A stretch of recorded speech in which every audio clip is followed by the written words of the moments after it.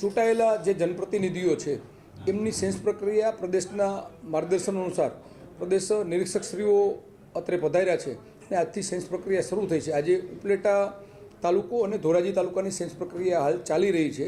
ત્યારબાદ જામકરણા, જેતપુર, ગોંડલ અને અમારા તમામ મંડળો, નગરપાલિકા અને જિલ્લા પંચાયતના ચૂંટાયેલા પ્રતિનિધિઓની સેન્સ પ્રક્રિયા છે। ત્યારે સૌપ્રથમ તો હું ભારતીય જનતા પાર્ટી રાજકોટ જિલ્લા વતી સમગ્ર જિલ્લાની સાણી જનતાનો આભાર માનું છું કે એમને 36માંથી 34 જિલ્લા પંચાયત સીટો, 11 તાલુકા પંચાયત સીટમાં ઐતિહાસિક જીત આપી છે। સાથે સાથે ગોંડલ નગરપાલિકાની 44 સીટોમાં ભારતીય જનતા પાર્ટી રાજકોટ જિલ્લાને ભવ્ય જીત મળી છે અને તમામ 6 નગરપાલિકામાં ભારતીય જનતા પાર્ટીનું શાસન છે।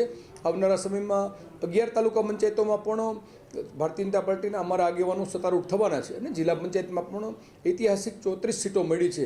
ત્યારે સૌનો હું ખૂબ ખૂબ આભાર માનું છું અને નવનિયુક્ત જે ઉમેદવારો અને અમારા જે આગેવાનો છે એમને શુભકામના પાઠવું છું।